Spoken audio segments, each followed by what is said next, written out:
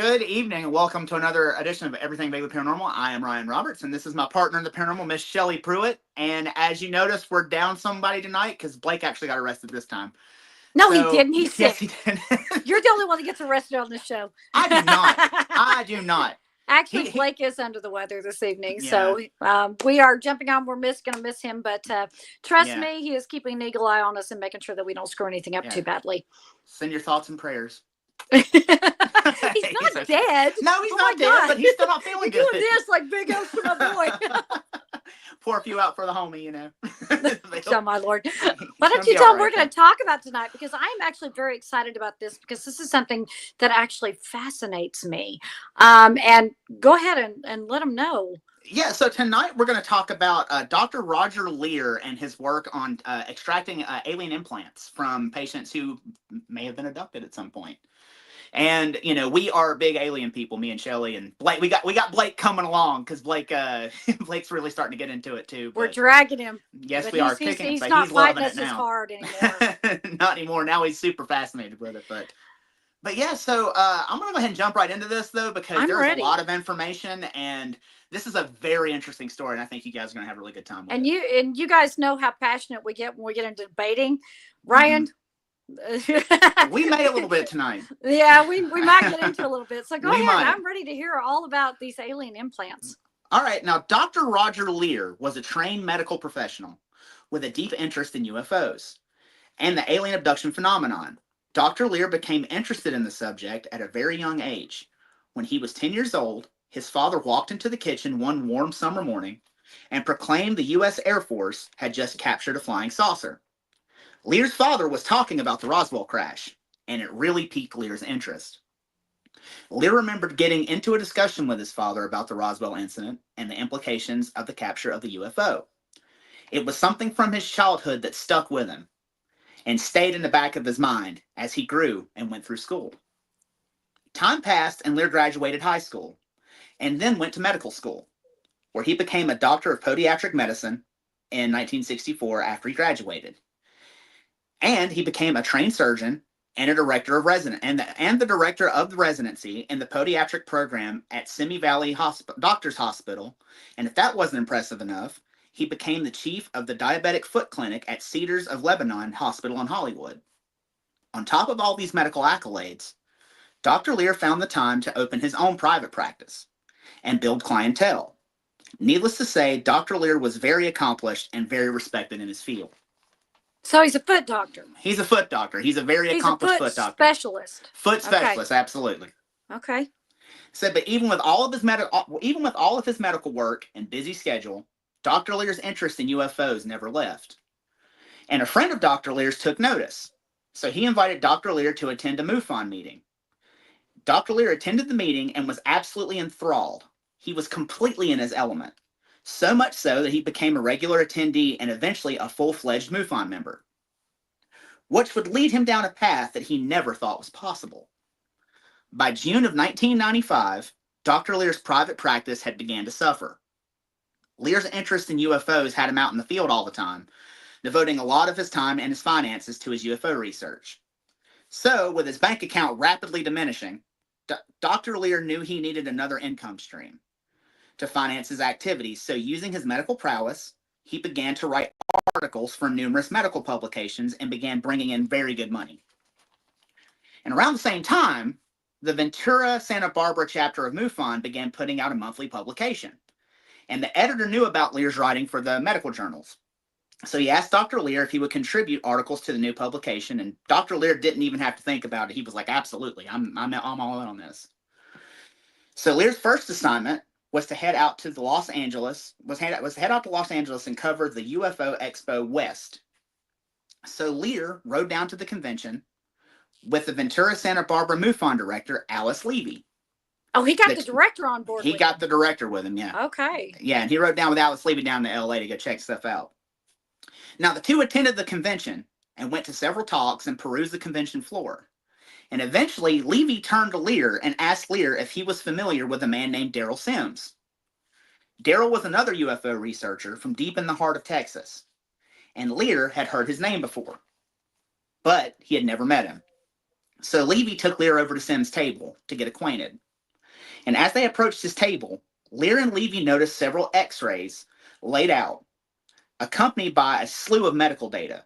And Leir and Levy took a look at one of the x-rays, which seemed to be an x-ray of a foot with a small strange object close to the patient's big toe.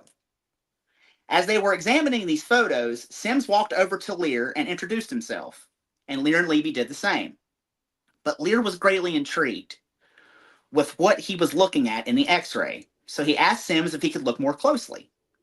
Sims told him sure, and he handed Leir the pictures.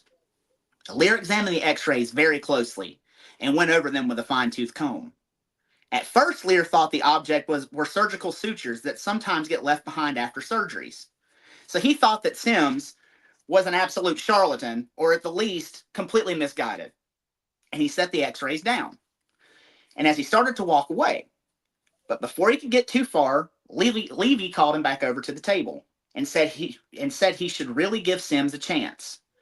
But Leir told her it was a waste of time. In his eyes, this guy was some yahoo that owned a foot surgery x-ray that he claimed to be an alien implant photo. Levy insisted that Leir listen to Sims. In her opinion, Leir wasn't being fair. So Leir begrudgingly gave in and listened to Sims address the crowd of people that gathered around his table. As they listened, Levy asked Sims to tell Dr. Leir about the foot case. Sims then launched into a story about the individual in the x-ray and their history of abduction. Deeply intrigued, Leir asked if the individual had ever had foot surgery. Sims said that the individual had not. Still skeptical, Leir asked Sims if he had proof, and much to his surprise, Sims did. Sims pulled out a medical file and said, "This is her file if you want to take a look." Dr. Leir couldn't believe it, so he asked Sims if it was okay for him to take the files back to his room and look over them. Sims said it was totally fine, and produced a few more documents from the University of Houston that he said contained more info and reports. Leir could not wait to take those files back to his room and go over them. But before he could, he still had to attend Sims' lecture that afternoon. Both Leir and Levy sat in and listened to Sims' lecture. He was a very interesting man with a lot to say. Sims said that he himself was an abductee who had worked closely with the Houston UFO network. He had spent several years investigating numerous UFO cases and collected evidence of what he believed to be alien implants in abductees. Leir found his talk fascinating, but was chomping at the bit to go back to his room and examine the medical files that he had been given earlier in the day. That evening, Dr. Leir got back to his room and cracked open the medical files.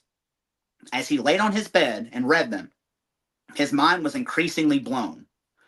The individual with the foot implant indeed had no medical evidence of ever having any kind of foot surgery whatsoever. The files also contained a note from the x-ray tech saying the patient denied ever having a foot operation, but yet clearly there was some sort of object deep inside of her foot. Leir was puzzled and wondered how it got there. Leir continued to go through the files and came across one in the stack that was a report from a University of Houston physics professor about an alleged implant Sims had given the professor for analysis. The implant or object had come out of an abductee's eye. And the report, yeah, no, I know. No. I could probably, I mean, I got a spot on my foot that I'm wondering, is that, maybe I was abducted. Maybe that's what my problem is. But no, don't put it in my eye. No. I mean, could you imagine blinking and some sort of little foreign object coming out of your eye? No, that sounds awful. I mean, if you're going to put it somewhere, I guess the foot's all right. I guess, but yeah, the eyes, no, that's where I draw the line. Don't get any ideas. I'm not here for that. And knowing you, when they do abduct you, that's exactly where they're going to put it, your eyeball. No, don't say that. Don't put that back arm out there. They're not going to get you. Don't get Brian. No, as far as you know. No.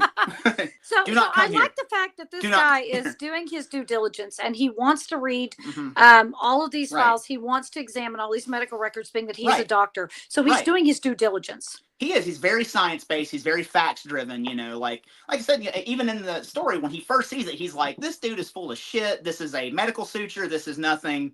This guy is just out of his mind. But we find that happens a lot. The first time anything's ever introduced us, we have 1,000 reasons to say no. Right. But it takes that open mind to be able to go, hey, wait a minute. could this be possible? He had to be convinced to look at it from another angle, and that what convinced him was getting to go through these documents and seeing that legitimately what this person was saying in this alleged implant was actually was unexplainable, right? Am I saying that right? Yeah. And, I kind of want to give credit to Sims here, too, because Sims brought, he backed up what he was saying. He's not just saying, oh, here's an alien implant. No, here is the medical information that I have. And here's a report from University of Houston. Read it and leave. And so because he has the implant, we can deduce that the female did indeed have surgery to have it removed. Now, I have to ask, who removed it?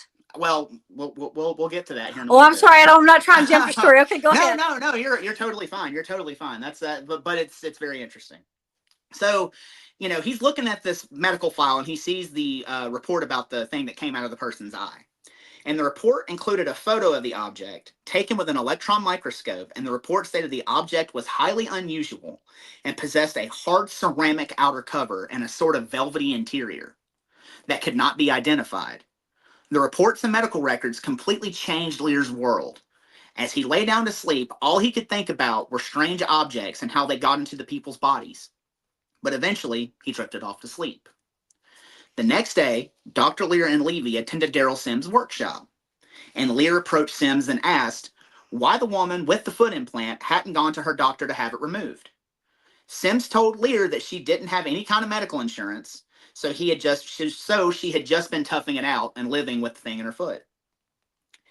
Leir was surprised, but he understood, but thought about it for a few seconds and told Sims if he could get the woman to California, he would perform the surgery and remove the implant from her foot.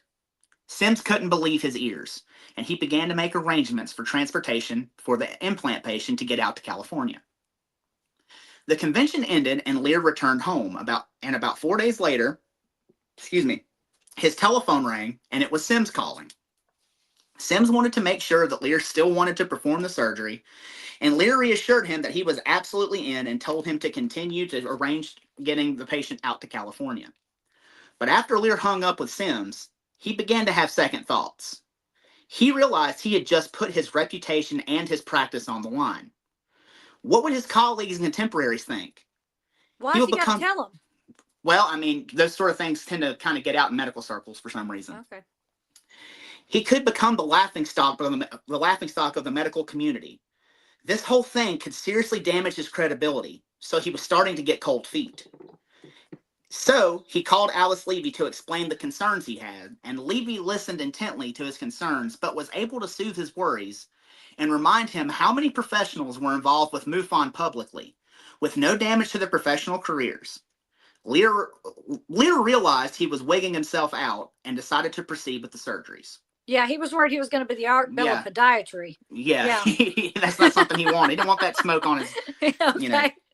So a few days later, while Dr. Leir was making plans to nail down a day for surgery, he got another phone call from Sims, asking if he would be willing to perform another surgery on another patient that he had, needing an object removed, and he told Leir that he had a man who had allegedly had a metallic implant inside the back of his left hand.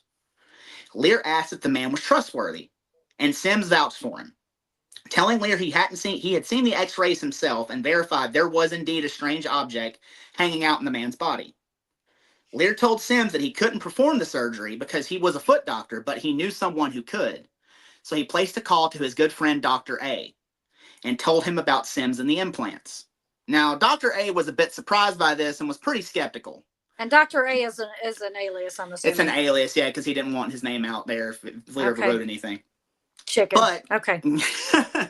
But he had known Leir for years and trusted his judgment. So Dr. A agreed to perform the hand surgery. Now, Leir had his first team member in his strange new endeavor, but soon realized how much he had bitten off, and if these surgeries were going to take place, it was going to take a team of people to be done properly.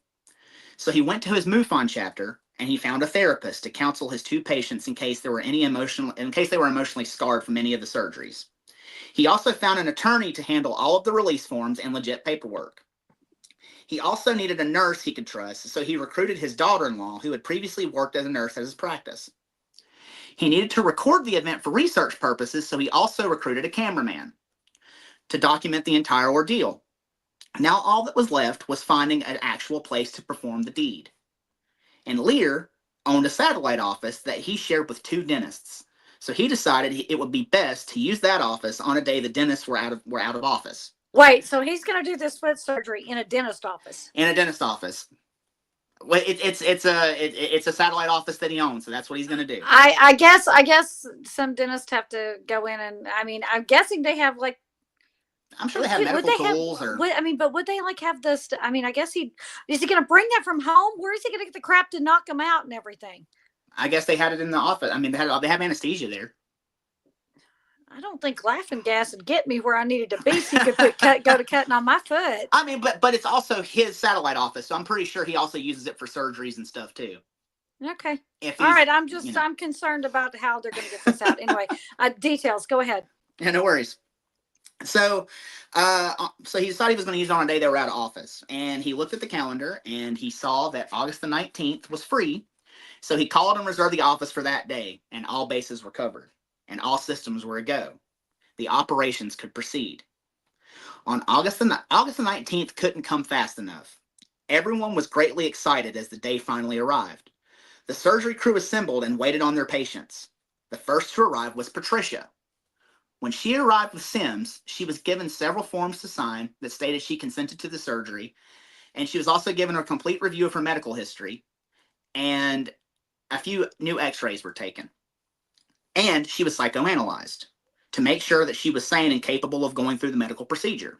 I'd never passed the part. Go ahead. Yeah, me neither.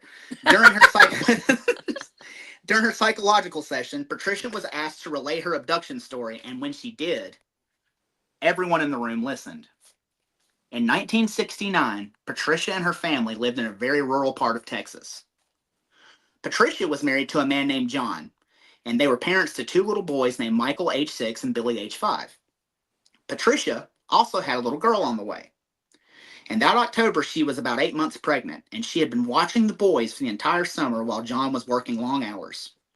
John knew his family needed a break and some quality time together, so he told Patricia and the boys that they were going on vacation. John said he had been talking to a few buddies at work about a great fishing hole way out in the country, and he thought it would be a good idea if they all went fishing and camped out for a few days. Patricia and the boys were over the moon. They had been cooped up in the house all year, and they could not wait to get out. You have a question, Shelley? No, is this a cover story, or is this? What now? Are you leading into how the implant got in? Yeah, because remember she said that she was telling her story. Okay. All right. I just want to clarify and make sure I was with you. This is her story. Yeah. Mm-hmm. And she's pregnant when this happens. Yes, she's pregnant when this happens. Okay, that's interesting to me. Okay, go ahead. Mm-hmm. Well, they couldn't wait to get out of the house and into the wild blue yonder and get some fresh air. So the following Thursday, the family hit the road, and after what seemed like forever, the family arrived at an old Confederate bridge. John said the spot was just on the other side, and the family drove across the rickety old bridge and found a clearing close to the water, which seemed like a great spot. So John parked the car and the family made camp. Darkness fell soon after they set up camp, so the young family made a fire and gathered around the fire for the evening. The boys reached into their bags and pulled out their flashlights and began flashing their lights up into the sky. But then something puzzling happened. Michael called his parents over and said he had something to show them. Michael took his flashlight and aimed it at a particularly bright star and flashed the light twice, off and on. And to the surprise of everyone, the star blinked twice, back in return. Everyone was absolutely amazed. John shouted, "Did you just see that?" and ran to the car and grabbed 2 more flashlights. Oh, Lord, now they're signaling. That both he and Patricia used, taking turns with the kids, flashing the lights in various patterns and getting the patterns in return each time. Soon, several more stars joined in and began returning the patterns as well. But eventually the light show stopped and the excited family went to bed, wondering just what it was they had seen in the night sky. The next day, the family got up still buzzing about the night before. But they had a fun-filled day full of fishing and good family time, and that night the family had a fish dinner and settled into their sleeping bags, thinking they had just had the perfect day. that was until later on that night.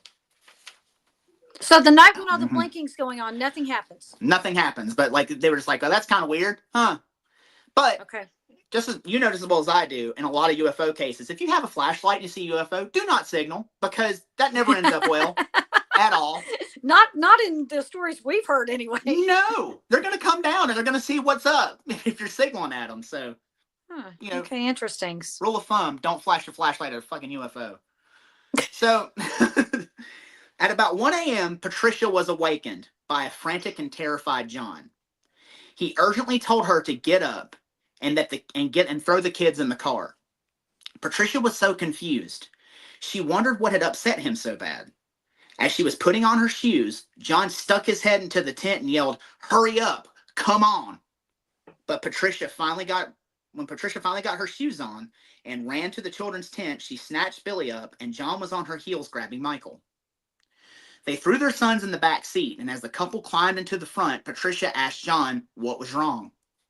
He told her just to get in the car, and John put the car in gear and put the hammer down, rocketing down the deserted back road towards the bridge.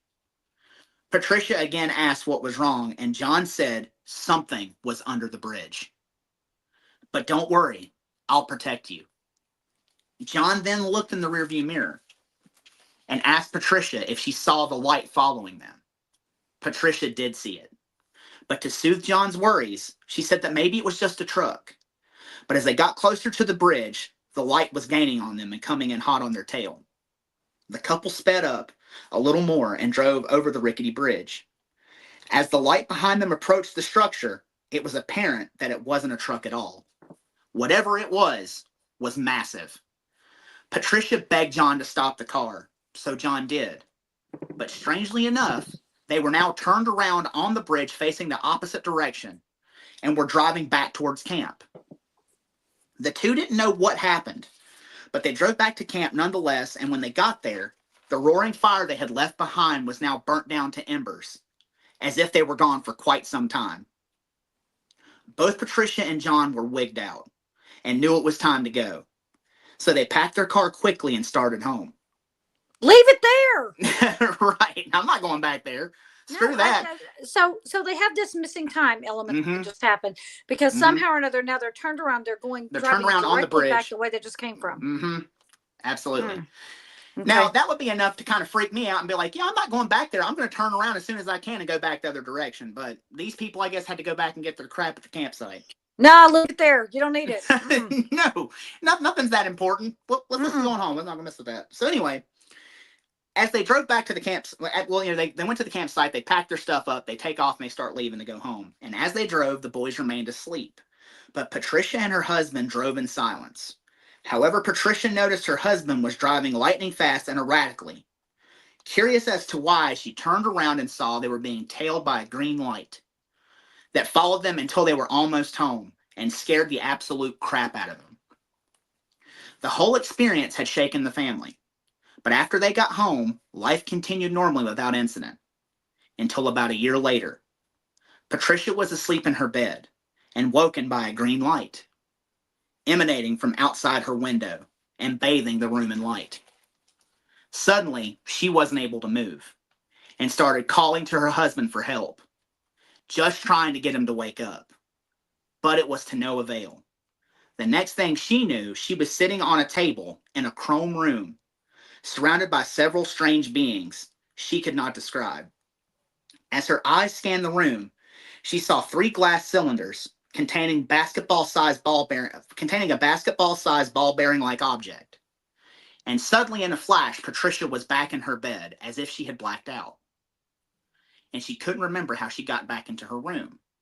She called out for her husband, and John sat up in bed and asked her what was wrong and why the room was filled with green light. No sooner than he asked, they heard a loud humming noise, and the green light faded out, and the room went completely dark, leaving the couple terrified in the blackness. So John sees the light as well. I think it's interesting. So she's had the baby at this point, and the first time they were only followed. They were followed to their house. They had the missing time. They had the missing time incident, and they were followed to their house afterwards. And she's pregnant this time, and now I got a theory. Anyway, go ahead, continue. Okay, all right. A little while later, Patricia stepped on a splinter and had to go to the doctor. The doctor x-rayed her foot and saw two strange objects he naturally assumed were material left behind from a past surgery. So he asked her if she had ever had a foot surgery. And he asked her when it had taken place. Patricia didn't know what he was talking about. She denied ever having a past surgery and didn't know anything about the strange material in her foot. She was stumped, as was her doctor. But she went along her merry way, however, and a few years later, Patricia read about alien implants and remembered her previous camping experience. And the only thing that seemed to make sense to her how that got there was somebody put it there.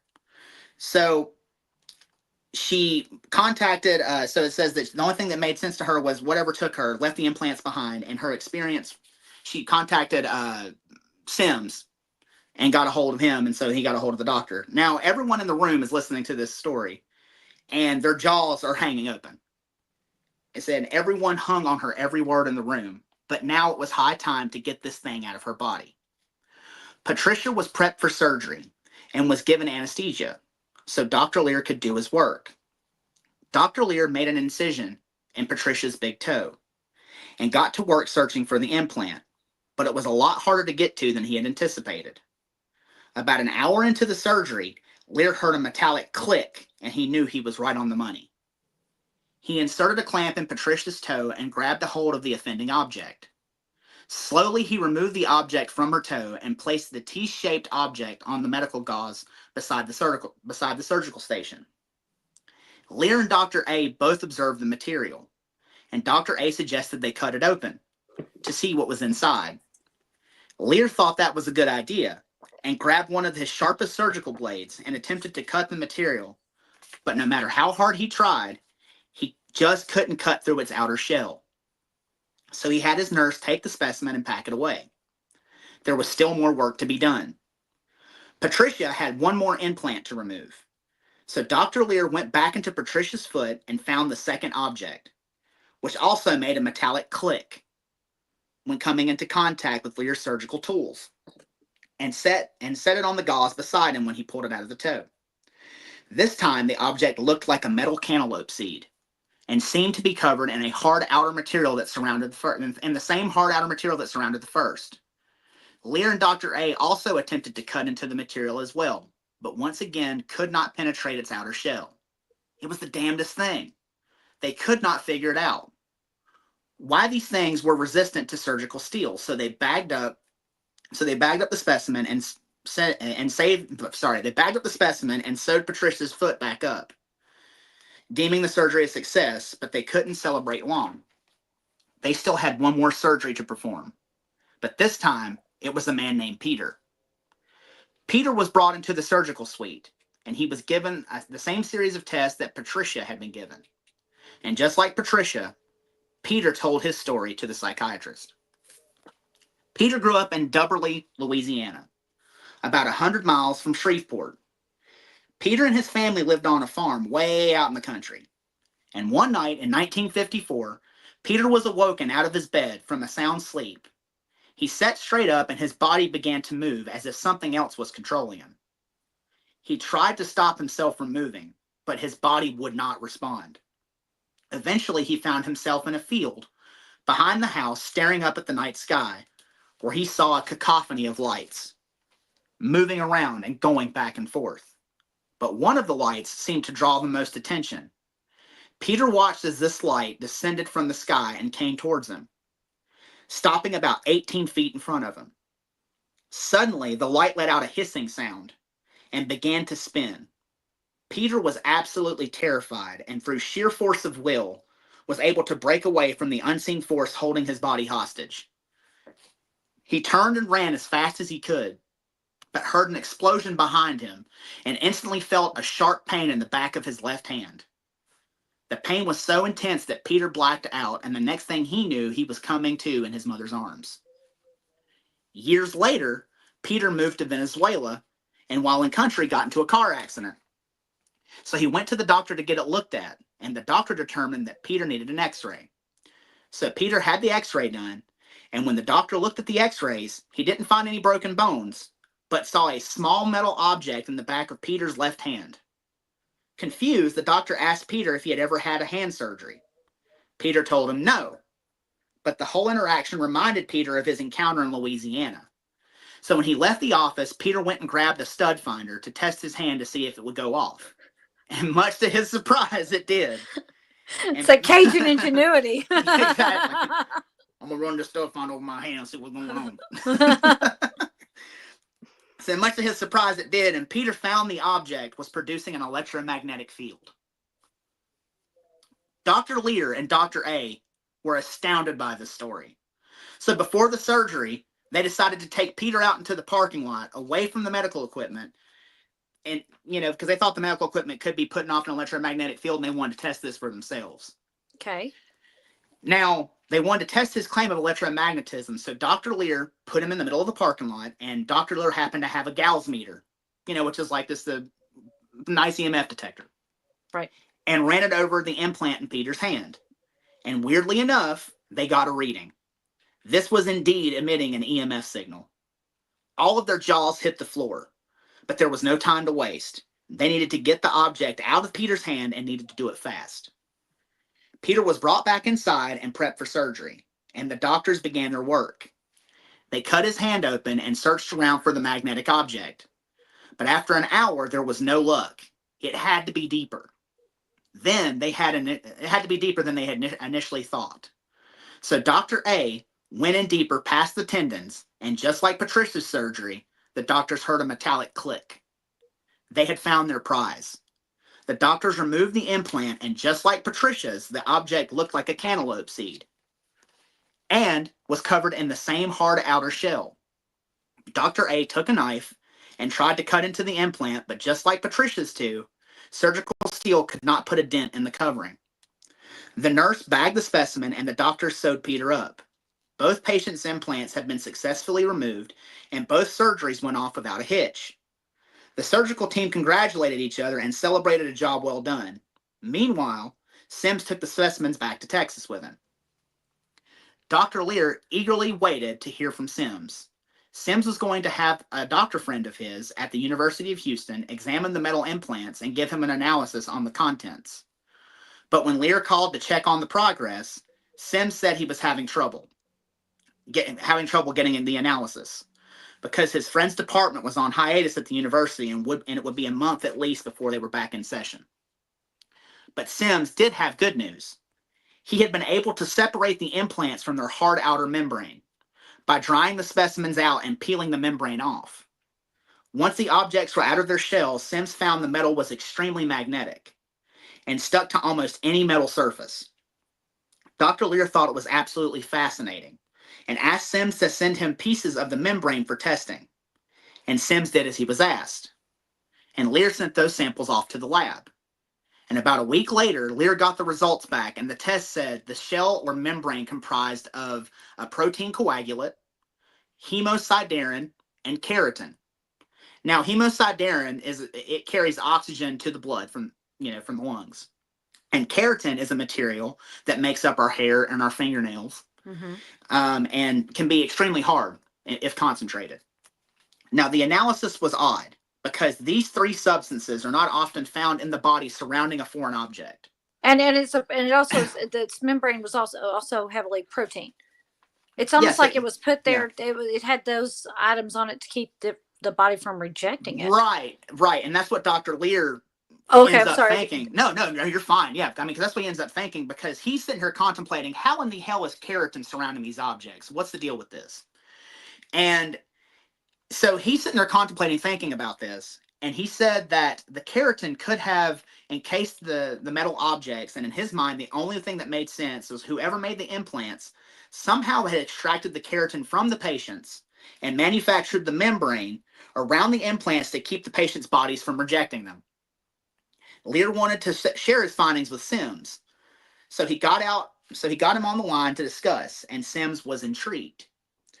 But he had some bad news for Leir. He still hadn't heard from his doctor friend. So Leir understood, but was really disappointed. So he told Sims he would look for an additional source to test the metal, and Sims was all for it. So Leir began looking for people in his MUFON circle that could analyze the metal material. A friend of Leir's had heard about his search and put him in contact with a man named John, whose brother worked in a lab and could test the metal for him. Leir was ecstatic. Now they were getting somewhere and could get some answers. So Sims flew out to California and gave John samples of the metal material. And Leir and Sims couldn't wait for the results. A few weeks later, Dr. Leir received a call from John, and he told Leir that his brother had found something very interesting. The metal contained a compound called boron nitride. The compound was not naturally occurring, so the presence of the material indicated that the implants were indeed manufactured. Okay. That's pretty big. So Dr. Leir almost fell out of his chair. This was massive news. Leir regained his composure and asked John if his brother could get a written report about the compound. But then John clammed up and told Leir absolutely not, because his brother had been testing the samples secretly as a favor to Leir, and if he were to make a written report, somebody would have to incur the cost for the lab tests. Now, Leir was really disheartened by this, but he Wait. Why couldn't he just write down his findings and sign it? Why can he just not do something, put it in front of a notary and say, listen, I tested this, and give it to him? I understand they probably want it on an official document of some kind, but if I tested it, I know what it is, and I'm willing to stand by it. Yeah, give me something to sign. Right. I mean, I agree with that, but I guess, John would get in trouble. John's brother would get in trouble or whatever at the lab, and then somebody would have to pay for the test because he was using lab materials kind of off the clock. So that's what he tells me. But if he put it on an official piece of paper, that's how he's going to get in trouble. That's what I'm saying. Why is it not just I don't know. Deals have been done on napkins, my friend. So why can't you just that's a little bit wonky to me. Go ahead. It is, but they have to remember at this point, he's kind of doing things on the down low because he doesn't really want the medical field to know what he's doing, because he doesn't want to be a laughing stock, because he believes in this, but he doesn't want anything officially published just yet because he doesn't want it to hurt his business. But this is a form of proof, and if that is truly what he is going to and trying to gain, why in the world would you not just ask him, can you just write something down on a piece of paper that says that you know what this is, and sign it? And I think that maybe after the fact he probably thought about that, but for whatever reason, John's brother was not budging on this. He was like, no, we're not doing this. Okay. But I totally agree with you. I mean, it seems like, if you found something, if somebody has given me a metal that is potentially from outer space, and I find a manufactured metal that is not naturally occurring on this planet, that's huge news. That is major. Well, perhaps at that point, that now that he knows what it is, he can actually take it to a lab and pay for it to be tested like that. Now that he knows he's going to find something. Right. Maybe. Right. Well, now, but see, here's the thing: is Leir doesn't know it yet, but he's about to have a friend in a really high place.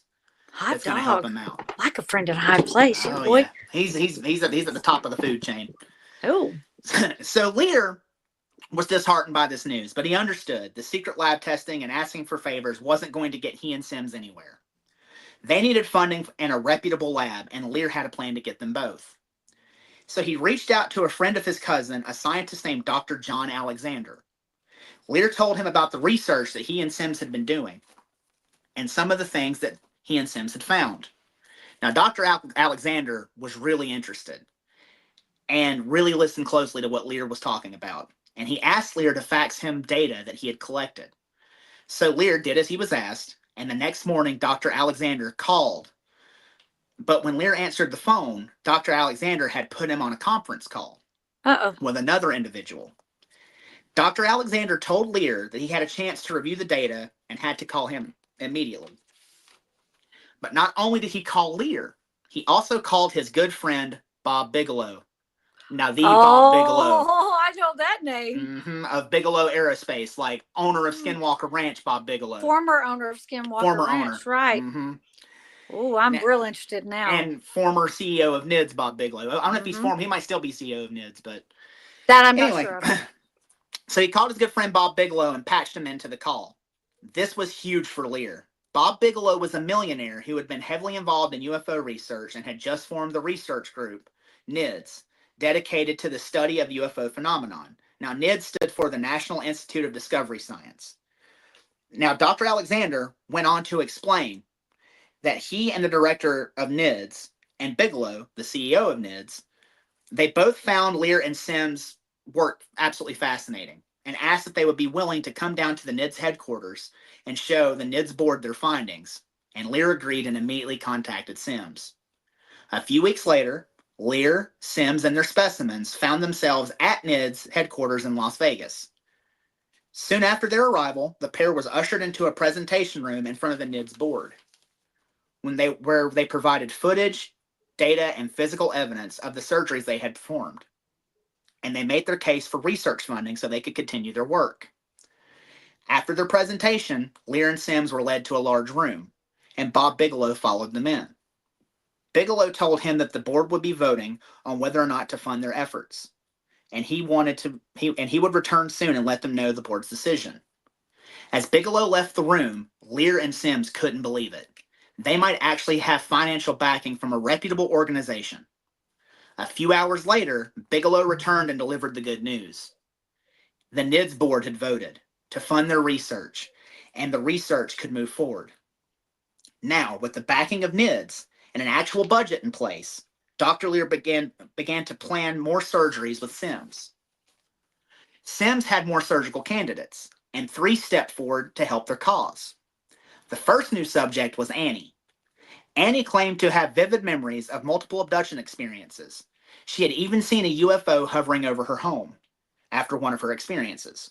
So after one of these experiences, she developed a skin lesion and went to the doctor for an x-ray. The x-ray revealed a shadow in the area of the lesion. That made absolutely no sense. But since the lesion appeared after an abduction and contained a foreign object, she contacted Leir and Sims, and Leir agreed to perform the surgery on the skin lesion. But like his previous patients, he wanted to vet Annie. So he put her through a psychoval and several lab tests, and she passed the evaluation and lab tests and became the first in the new crop of surgeries. The second was Doris. Doris had had many abduction experiences as well. She even had a signed affidavit from one of her neighbors saying they saw a UFO suspended over her house during one of her abductions. She too had developed a skin lesion on her leg after an abduction. She became worried and went to the doctor to have it treated. The doctor x-rayed her leg, and the x-ray showed a similar object to Annie's just under the skin. Wait, now Annie's was where? It was a leg lesion. It was on her skin. And so was Doris's. And so was Doris's. And they were basically in the same spot. Mm-hmm. And how far apart did they live? Do we know? It didn't say. Didn't say. Okay. No. Now, so to go fix the lesion, she opted to have a surgery to drain it. Because for all the doctors know, it's just a lesion in her leg. Right. And when they drained the lesion, it took her a year to heal from it. And when the doctor cut into it, a strange purple fluid came out of it that her doctor could not identify. So she got in contact with Leir and Sims, and like Annie, she passed the vetting process and became a candidate for surgery. Now, the third candidate for the new surgeries was Don. Don was a government employee who was having trouble with a bad tooth. So he went to the dentist and had work done on the offending tooth. Weirdly enough, after the dental work was done, Don began hearing voices, whereas he had never heard voices before. He went back to the dentist and complained about the chorus of voices in his head, and the dentist looked at him like he had 7 heads and told him dental work wouldn't cause that sort of thing. So looking for answers, he contacted Leir and Sims, and after passing Dr. Leir's vetting process and a psych evaluation, his jaw was x-rayed, and Leir found a metallic object in his lower left jaw, which made him the third and final candidate for surgery. Now, Dr. Leir had all 3 of his patients for the new round of surgeries. And he looked for a surgical suite to rent. And he found a place, and he also had another doctor friend of his that he wanted to call in named Dr. Miter to perform the other surgeries. He put together a budget for the surgeries and submitted to NIDS for approval, which they did promptly. And with everything having the green light, Dr. Leir set the surgery date for May 16th, 1996. And as May 16th came, the surgical team went to the surgical suite and waited for their patients to arrive. Sims flew into town that day and joined the team as they waited. The first patient to arrive was Annie. She was prepped for surgery, and as soon as she entered the surgical room, she was given anesthesia, and the doctors got to work. Dr. Leir handed Dr. Miter the surgical blade, and in no time, Dr. Miter had the object in Annie's leg out and sitting to the side. Dr. Leir took a look at the object, but this one was different than the previous implants. It was a small grayish-white ball, very similar to what appeared in the X-ray. And as Dr. Miter began sewing Annie up, Dr. Leir tried to probe the implant, which, like the previous implants, made a clicking noise when in contact with surgical steel. And while interesting, the team had no time to waste, so Leir bagged up the specimen and sent Annie over to recovery. Now, Doris was the next to arrive and came into the surgery room prepped. So Leir and Miter got right to work. Again, they found an object in the patient's leg and removed it with ease. Dr. Leir examined the implant, and it too was a grayish white shiny ball with an extremely hard outer surface. This specimen was also bagged, and Doris was sent to recovery. Dawn was the final surgery. What were we going to ask? Oh no, I'm just thinking about having someone cut into your jaw. I've had that done, so yeah, it's quite no brutal. fun. And this one's a little rough. So okay, thank you. Dawn just warned me. Dawn was the final surgery of the day and came into the room and was given anesthesia and was made to be still because Dr. Miter had to be extremely precise with his surgery. In order to get the particular implant out that was located deep in Dawn's jaw. And one wrong move could damage the facial nerve. But with the assistance of Dr. Leir, Dr. Miter's hands remained steady. And he cut into Dawn's jaw, removing the triangle-shaped metal object. Again, Dr. Leir examined this implant. And again tried to cut into the membrane of the object. And again could not penetrate it. So the sample was bagged, and along with the other specimens were given to NIDS for testing. Now Dr. Leir had to wait on NIDS to send the objects off for testing and couldn't wait to get the results back. So real quick, before so now we have got 4 different shapes. We have the T shape that was in the Patricia, the very first one. Yeah, the very first one. And a capsule-like shape. Yeah, like that a was little in there cantaloupe with seed looking. Right, cantaloupe seed. So those 2 came out of Patricia, the very first. And now we have some that are round. And now we have one that is in the shape of a triangle. Triangle looking, yeah. So did you say they were all basically? We know they're all metallic, but are they all like that grayish white color? Just that gray. The only 2 that were the grayish white color were the ones that were the skin lesions. The other 3 that we have, 4 because there's 2 in Patricia and 1. The other 4 that we have are metal. These little they just look like metal, shiny these little metal pieces. Okay. That was what I'm trying to differentiate which each one of them. If maybe they're like weird, like and they color coordinate crap, and I'm going, okay, I wonder what this one means, what this one does. So I just want to get a clear picture of what they look like in my head. Okay, go ahead. Oh yeah, yes, and like remember, they're all surrounded by that same hard keratin coagulate, whatever that is, that's surrounding it to keep it from being penetrated. Right. Okay. Now, so they're waiting for the results to come back, and a few months later, Dr. Leir finally received the results of the implant tests. NIDS had taken the specimens, and sent them off to the Los Alamos lab and to the New Mexico Tech labs for a series of tests, and what they found was astounding. According to the tests, the T-shaped object removed from Patricia's toe consisted of 2 small metal rods. The horizontal rod contained an iron core that was harder than carbide steel, and that seemed to contain magnetic properties. The core was also covered by a layer of complex elements, and on one end of the horizontal rod, it contained a barb, and the other end was flattened out. In the center was a depression, where the horizontal rod was joined to the vertical rod, which seemed to be held together by some sort of magnetic force. The vertical rod also had a core, but it was made of carbon. After making these discoveries, the labs further analyzed the metals in the T-shaped object, where they found several naturally occurring metals, such as calcium, copper, aluminum, and barium. But there were several trace elements found as well: europium, ruthenium, and samarium. And these elements being present really perked Dr. Leir's ears up, because those elements are not found naturally. They have to be manufactured in a lab. So to Leir, that meant someone or something had manufactured the implant for a specific purpose, and the implant, and that implant was not some sort of freak bodily function. It was actually manufactured because your body's right. it's not going to make those elements. Well, and I think it's interesting too that it had like a fish hook, like a barb on it to almost hold it in place. Right. I don't know. Like, I mean, they couldn't, they don't understand why it had a barb and why it was flattened down on one end, but I guess maybe that could have been it. I don't know. Now, so yes, because sometimes the body will do kind of freak things and make metal deposits in the body, but like these things, it's not going to be shiny with the keratin cover, right. Keratin protein cover, and have an inner core that is not naturally occurring. That's harder than carbide steel, absolutely. Yeah. Now, Patricia's T implant and cantaloupe seed implant were tested alongside Peter's hand implant and Don's jaw implant. And interestingly enough, the other implants also seem to be made up of similar material, all containing calcium, copper, iron, aluminum, and barium. With all of those similarities, Dr. Leir wondered if the same entities had taken all three patients, but had no way of knowing. So all the people who had the metal implant, all the breakdown was pretty similar on all the material that was used. That's a pattern. Now, the tests on the white balls removed from the two women's skin lesions also came back, and they contained iron, nickel, and chromium. But there were more shocking findings with these implants. So when Dr. Leir and Miter removed them from the two women, according to their findings, both women had solar elastosis underneath their skin around the extraction site, which meant somehow both women had prolonged intense exposure to ultraviolet light around their implants.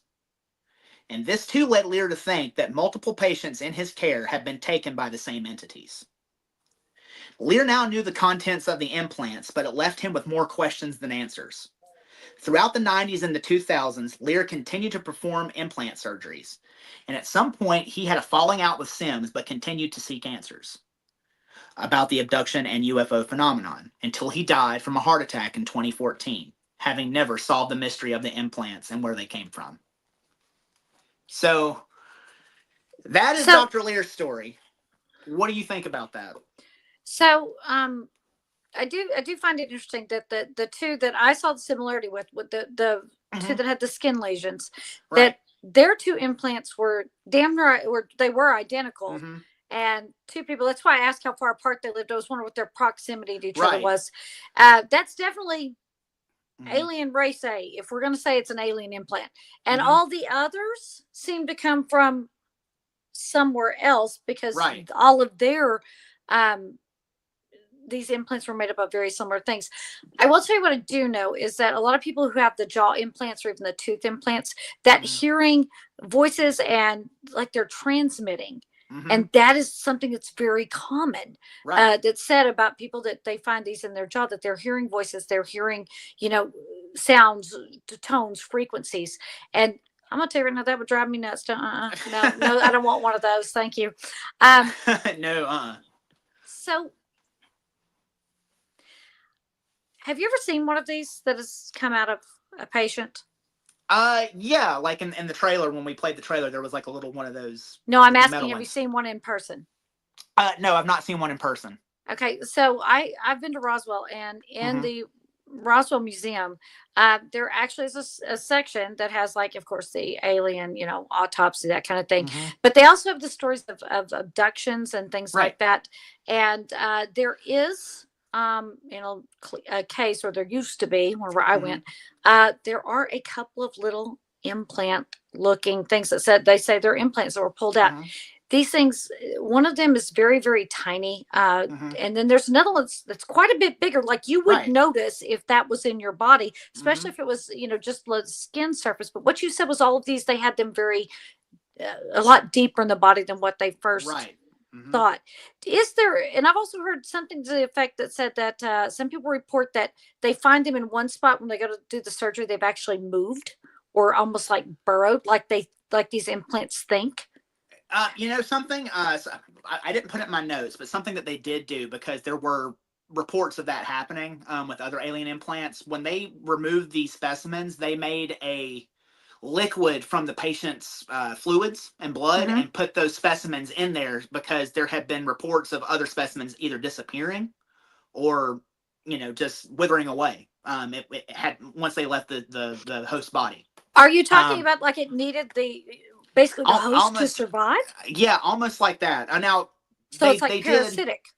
It seems kind of like that. I don't know.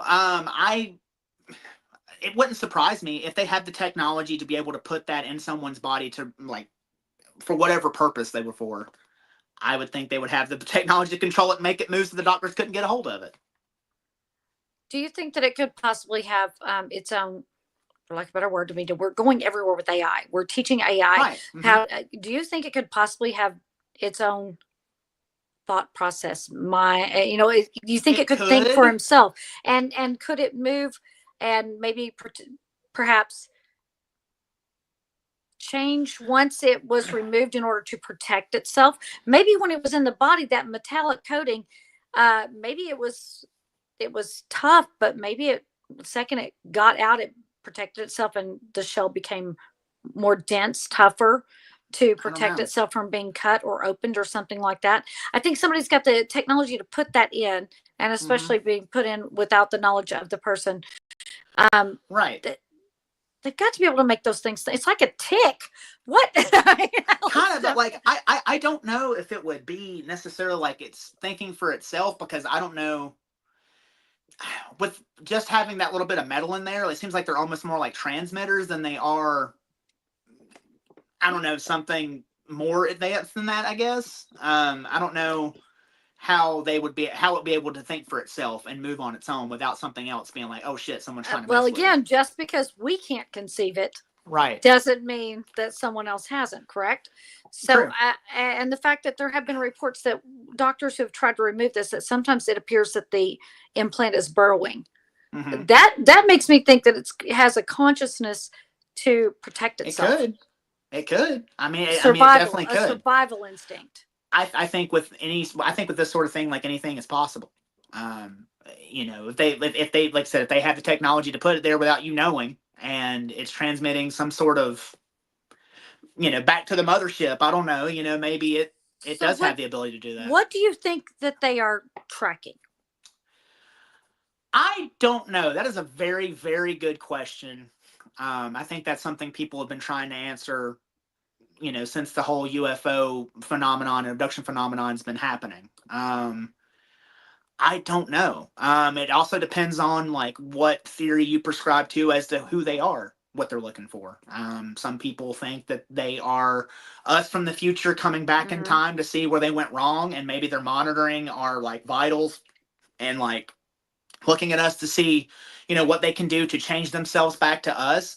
Or maybe they. Well, that's the what is that? That's the grandfather theory, where you can't change time, but you got to make sure we survive so that you live in the future. Right.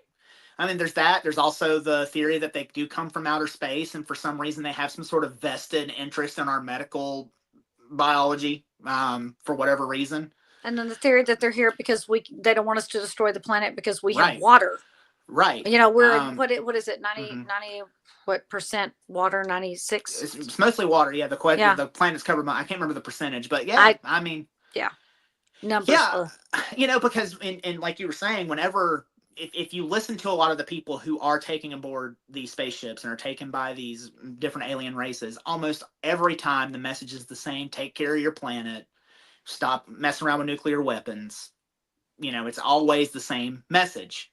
So for some reason, they have an interest in our biology, they have an interest in our planet, they have an interest in our water, they have an interest in our atmosphere, for whatever reason. I don't know exactly why, because they are very, when it comes to that, they're very vague about what they're doing, when people have asked them why. And you have the whole like alien hybrid thing too, where people talk about their babies being taken. And so that's what I wanted to get back to. I do find it interesting that Patricia, right, is our lady who was pregnant at the time that the light followed her, and then they went back to their house and the light followed them back to the house. That's fascinating to me. It was almost as if they did not want to do damage, and I don't recall reading any stories about anyone who was actually, with child in later stages of pregnancy. I don't recall any stories about them being taken. However, I do have read stories that like women were abducted, and then like very soon after they got pregnant, or very shortly after they delivered a child, they were abducted. I'm gonna have to go look into that now, because I don't recall that. I'm sure somebody will have one. They'll put it in the comments. Go, oh, Shelley, you didn't know this. Well, tell me. I'm interested. But they take Patricia. Patricia's followed, but it's after she has the baby. And you said it was about a year later. So we're actually going about 11 months. If she was 8 months pregnant on the trip, you said about a year later. She has the baby a month later, and now we're going 11 months. That would give the child time to technically exist without the mom, if the baby had to. I wonder if they were studying the after effects of could be pregnancy on the body. Was she still a viable candidate for reproduction? Right. That is something that's talked about a lot of abductions, is that they're very interested in our reproduction systems, males and females. Right. I mean, what was it? Barney Hill had a semen sample taken from him whenever he was abducted. And then you were talking about the whole pregnancy issue with UFOs. What was it? The Bud Hopkins story, Intruders, the two sisters that were involved. Right. Remember, I told their story, and the one girl was pregnant, and then all of a sudden she wasn't pregnant. And then she was showing a child later on that they were like, oh, this is your kid. Right. For some reason. Well, there you go. There's the story of a pregnant woman being taken. I knew. I was like, I'd never heard of one, but yes, I had. I was forgetting that one. So yeah, I don't know. Go ahead. Do you think it's possible that and I did notice that there was Don, and then were there any other men? There was one other man. Peter. Peter and Don, but the rest were female. And if you do subscribe to this theory that they are trying to repopulate their planet, or their, wherever it is that they live, that's very interesting. If you subscribe to that, I'm not necessarily sure. I think that's why. I think perhaps that my theory, here we go, that we're actually having parts of our genetic code, those who have been, are experiencers and have these implants. I think that implant is there to actually alter, turn on or turn off certain parts of our genetic code. Because of course, we've talked about this before. Humans have a certain amount of junk DNA, which really only translates to it. We don't know what it does. So because it's not working right now, that doesn't mean that it's doesn't have a function or a purpose. Right. But perhaps that's altering for generation next to be able to turn on that genetic code that right now in that strand of DNA isn't turned on. Those little chromosomes haven't clicked to do what they're supposed to do. So perhaps those with implants, generation next, will have a certain amount of that genetic code that now works that we don't get to use. So you saying that kind of sparked something in me. So, we were talking about how a lot of times in these aliens abduct people, they talk about like how the planet is dying and you take care of your planet. Maybe they're seeing, and this is kind of my theory, maybe the reason these people are getting these implants is maybe these entities are seeing that we're not going to change. We're going to continue to mess our planet up. So maybe they're putting these implants into people, like you said, to alter their DNA so they can survive afterwards if something happens. Evolve or die. Evolve or die. Right. And that's my theory, is that, and I mean, child, now you got me checking. I'm like looking all over for some kind of implant, because I think the generation next, and I think that is kind of what they're doing. Again, this is just my theory. That's what they're doing, is that they are turning on those little bits of code in our, strands of DNA and all that, to make sure that we can evolve and survive. And if it is, like you said, the grandparent theory, that we have to survive in order for them to get here, if we are truly hybridizations of those particular entities, wherever they are, long ago in the galaxy far, far away, right? Look at me, I'm quoting, what is that, Star Wars? Star Wars. Star Wars. Yeah, so I think that we have to survive. And I'll honestly, I kind of like that idea. I'm like, who? I mean, don't get me wrong, just like people, if there are different races of, or species, I don't know, race, species, I'm not sure the right word, of aliens, then perhaps they don't all have the same intentions, I'm sure. No. Maybe one of them's trying to make us a very warring people, the other one's like, knock that shit off, and if you look at, like, just looking at all these UFO sightings, they increase after we start using nuclear weapons. So I think there is something to the whole nuclear weapons theory about maybe they're trying to keep us from destroying ourselves. I don't know. God, I hope so. Somebody needs to. But so I actually read this book, Alien Implants, by Dr. Roger Leir. It's worth checking out. There's more stories in this book, and he goes way more in depth about certain things in this book. Something I do want to bring up too, I just remembered you were talking about the implants. All of these implants seem to be in the left side of their body. There were never any implants in the right side. So I do find that kind of interesting. I don't know why that is. But I have never heard that. Yeah, like all these implants that Dr. Leir worked on. Now, I would be interested to see if there are any other doctors out there, and when they do take these implants out, are they also on the left side of people's bodies? It's interesting. Same side of your body as your heart. Yeah. I guess you're right. Absolutely. Huh. So, I don't know. And is, okay, so if you're right or left brain, your right side of your brain is your creative side, correct? Your left side is your logical, or is it the other way around? See, listen to me asking a question. I can't remember. Now I have, thank you for that rabbit hole, Ryan. I'm going to be up all night. I do find it interesting. Same side of the body as the heart. Right. I've been up all night for several days contemplating this stuff since I've read this book. Go check this book out. It's fantastic. And his work, I think, was very very good in moving things forward. I think people kind of have to start thinking about it, and kind of what we were talking about, just like why are they here? Why are they putting these implants in here? And are these implants altering our DNA? Who knows? Huh. I think that's very interesting, and oh, you send me on another blog. I'm going to be up all night now. Now I have to know. Now I have to go and find out. I'll get a call at 3:00 in the morning. Guess what I found out? Yeah, you will. You know me too well. I'll get digging. I think that this is something that did they know what happened to these implants after they were tested? Who ended up with them? As far as I know, NIDS did. NIDS has them.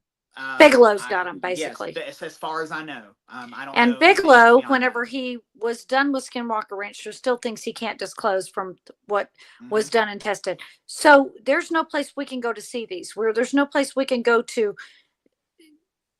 Not unless somebody has some in like a private collection, but I don't know how they would have gotten them from NIDS. Not unless I don't know. Seems like a billionaires hoarding the evidence. I don't like that. Well, I mean, you went to the Roswell Museum and saw them there. I mean, and again, if they're even still there, because I went several years ago. What does the comment say? Were they B cup implants or C cup from Larry Osler? A plus.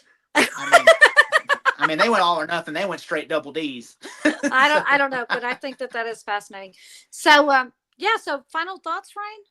I think that Roger Leir, his work was very intriguing. I think that he was onto something, and the fact that Bob Bigelow thought enough of his work to even like throw his financial backing behind it speaks volumes. And I would be interested to see if there is anybody that is still that has taken up that mantle and is still looking into these implants like Dr. Leir did. I think. Like I said, I think you were onto something with the whole implant thing altering our DNA. We got to kind of start looking at it from that point of view, and we'll see what happens after that. I mean, obviously they're here. We had a congressional hearing last week that they talked about them being here, so it's anybody's ball game at this point. What do you think? Well, I think that the whole idea of the implant, there are several reasons it could be. Is it a catch and release, like we tag animals to track their habits, where they go, how they behave on a daily basis, how far they're willing to roam from their hunting territory? If that's the case, then great. They're trying to learn more about us. But again, just my theory. I think that whenever those implants are in there, I think they're turning on that little bit of junk DNA that we don't know what it does in order to get generation next prepared to survive. And again, I'm really fascinated with the fact that they've all been found on the left side of the body, same side of the body as the heart. I would very much like to know a whole lot more about this. I'm going to go run down a rabbit hole now and see what I can find out. Thank you for that, Ryan. But I think this is a really interesting one, and this is something that, medical anything. And again, if anybody knows the doctors or anything who have currently taken up this implant removal. I would really like to know the name and if they published anything, so I would really like to go and read it. Well, I think really quick before we end, I think what makes this one so interesting is the fact that we do have actual science backing it up, because we can sit here and pontificate all day long about different things, but we do have a metallurgical breakdown of what was in these implants, and we do know, these people's stories. They were all found on the left side. They were all like sent to a lab, and they all came back with these trace elements that do not exist outside of laboratory setting. Right. So, science. People evolve or die. Side in this one. So, yeah. So with that, I'm going to tell you everything we need to know, and so y'all don't get all upset if I don't get it all right. First of all, we have a Patreon page. Go and follow that. Subscribe to that. It's $5 a month. There's over 400 different pieces of content material. The pre and post broadcast 30 minutes before and 30 minutes after the show, where we talk about everything, discuss, and Ryan and I'll probably get into an argument at some point tonight. Probably. Also, you can follow us on our link tree.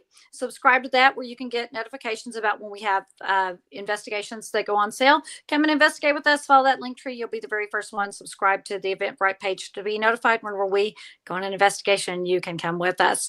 Also, please go and follow our YouTube page and our Facebook page. And go if you need. I'm not as good at this as Blake is, and I'm going without a script. If you have anything you want to say to the show, yes, please email us at theevppod@gmail.com. That's THEEVPPOD@gmail.com. And please go and like, share, and subscribe. So, Ryan? All right. Well, thanks for tuning in for another edition of Everything Vaguely Paranormal. I am Ryan Roberts. This is my partner in the paranormal, Miss Shelley Pruitt. And for our sick partner, Blake Smith, we will see y'all next Tuesday. Bye-bye. Evolve or die. Bye.